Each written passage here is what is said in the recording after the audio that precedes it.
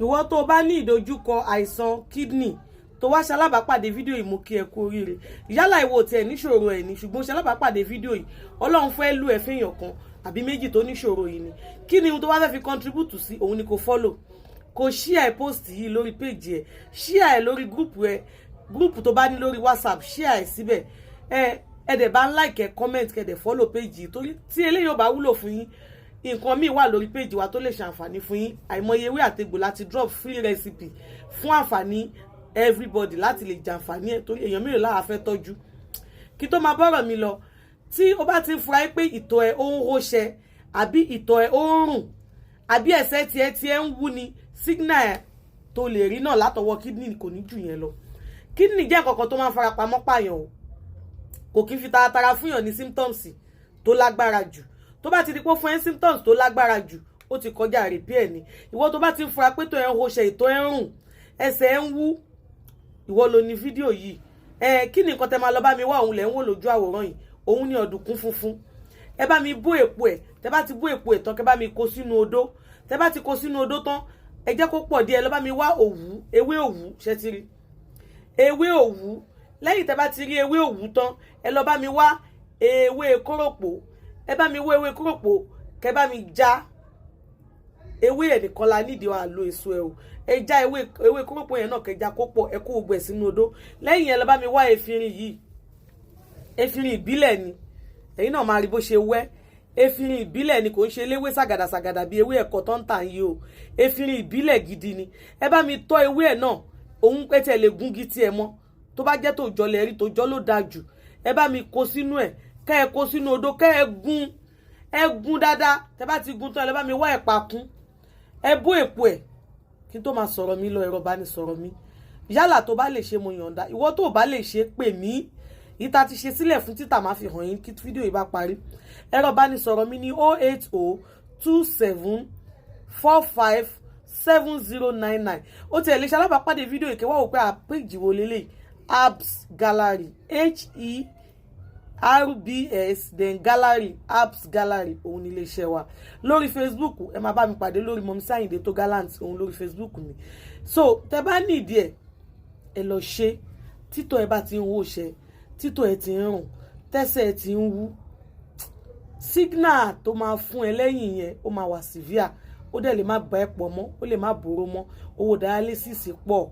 ò ní dẹrù àrùká ò ní ṣàìsàn ayé ò ní dáwó bànújẹ́ fún ẹ ẹ̀yin tó ń dáwó dialysis fún lọ́wọ́lọ́wọ́ pẹ̀lú ògo Ọlọ́run ẹ̀ ní bá lọ so tẹ bá ti rí nǹkan yóò délẹ̀ kẹrin lẹ́yìn yẹn ni kẹlẹ́ bá mi wá bàká ẹ bá mi bó èpo ẹ̀ tẹ bá ti bó èpo ẹ̀ tán ẹ kó òun náà sínú odó yẹn bá mi gun ẹ lọ bá mi wá tùmẹ́ríkì òun ò nídìí kó pọ̀ ìwọ̀nba ni ẹ bá mi fi sí lẹ́yìn yẹn lọ bá mi wá ṣápó tútù ẹ bá mi kó òun náà sínú odó ẹ bá mi gún popo ẹ ó ti dògùn tẹ bá ti wá gún gbogbo ẹ̀ tán ẹ wá bá mi nà sá sí ibi tátẹ́gùn tí wọ́n ṣe rí ọ̀dùnkún yẹn ha èpo ẹ̀ dànù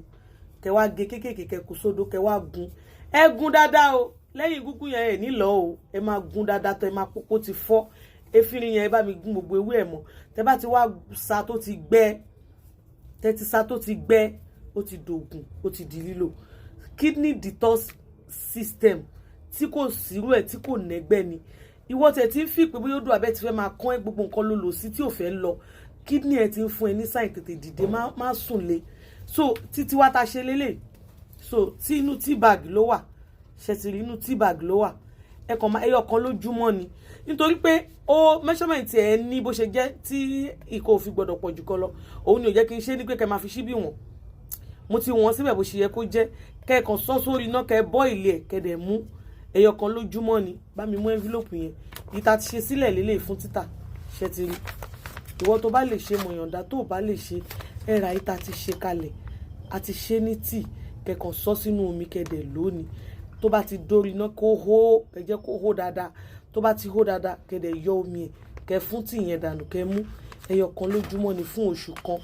mi ìfẹ́ mọ bí kídìní yẹn ṣe rí tí ò bá tí ì kọjá gèjìà abẹ́ rìvásì ẹ̀ á dìtọ̀sì ẹ̀ àbí kidney stone ní n tó nílò lélẹ̀ lẹ́ẹ̀kan sí ẹ̀rọ ìbánisọ̀rọ̀ mi ní 08027457099 àìsàn kò ní fara wá ṣe bùgbé o àní dẹrù àrùkà ayé ò ní dáwó bànújẹ́ fún ẹ àtẹ̀mí àtiwọ́. Ẹ má gbàgbé ẹ share sórí platform yín, ẹ share sórí group church yín, ẹ share sórí group mosque yín, ẹ share sórí group school yín, because kò sí ẹni tí kidney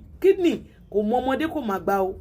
bí tí àkóbá tó wà fún nìyẹn. Symptoms ẹ ò dé lọ, kò lọ rárá, kò lọ fà rárá tó fi di pọ́ngbẹ̀mí èèyàn. Ó ti pèèyàn tó súnmọ́ mi, ó ti pèèyàn tó súnmọ́ wọ náà. Kí lá lórí ó máa jẹ́ èrè ẹ tó bá rí fídíò yìí tó lè share. Follow page yìí,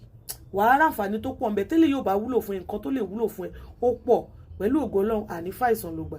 àní fàìsàn ló gbà, àní fàìsàn ló gbà. Ẹ̀rọ ìbánisọ̀rọ̀ mi lẹ́ẹ̀kan sí ní 08027457099.